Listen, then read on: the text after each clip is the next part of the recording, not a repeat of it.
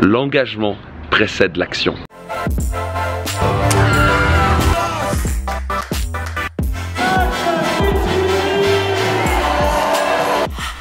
Une belle journée à Montreux ici pour cette 3e journée de formation ECA, Excellence Coaching Academy, où j'accompagne des coachs à devenir des coachs d'excellence.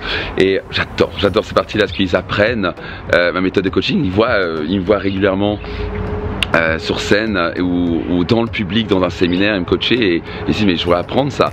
Et moi c'est pas arrivé par hasard, c'est pas que j'ai un talent particulier, c'est juste que j'ai passé 23 ans de ma vie à étudier le développement personnel, la psychologie, et que j'en avais marre de voir des formations ou des méthodes de coaching qui ne marchaient pas, qui étaient inefficaces, ou qui étaient que basées sur l'intellectualisation, ou qui étaient que basées sur la motivation, et on n'allait pas au fond du problème. On faisait pas un coaching moteur, on faisait de la coaching carrosserie, c'est bien, on brassait de l'air, mais à la fin la source du problème n'était pas réglée. Et je suis plutôt content de cette méthode que j'ai mis en place il y a quelques années, que je continue toujours à améliorer.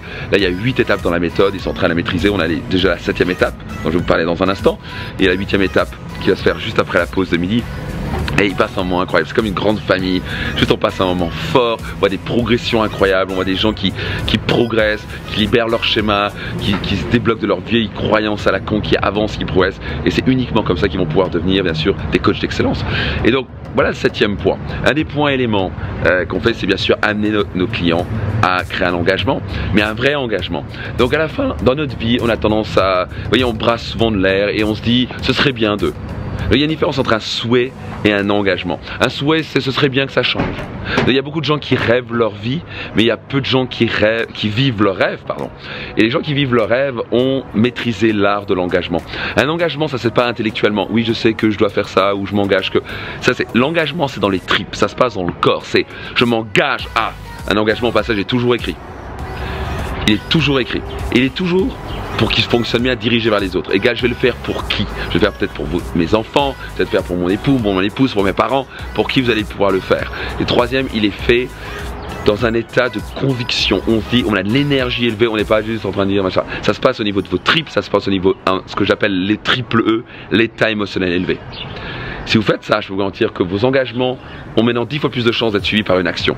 L'engagement précède l'action. Donc si vous voulez vraiment avancer dans la vie, qu'est-ce que vous savez que vous devez changer? Quel est l'engagement que vous allez noter? Écrivez-le, notez pour qui vous allez le faire, et dites-le vous à vous-même en disant ok, je m'engage à, répétez-le à voix haute, idéalement avec un coach, mais dites-le à voix haute avec conviction, avec énergie, en disant ok, je le fais. Pour que votre système nerveux, votre cerveau comprend là, c'est pas juste une information comme une autre, c'est une information importante qui est ancrée avec de l'émotion, et quand il y a de l'émotion et quand il y a de l'engagement, il y a de l'action. Donc au plaisir de vous lire, et puis je vous donne rendez-vous dans un prochain Daily Max, dans un prochain séminaire. C'était Max, je vous dis à très vite, bye bye.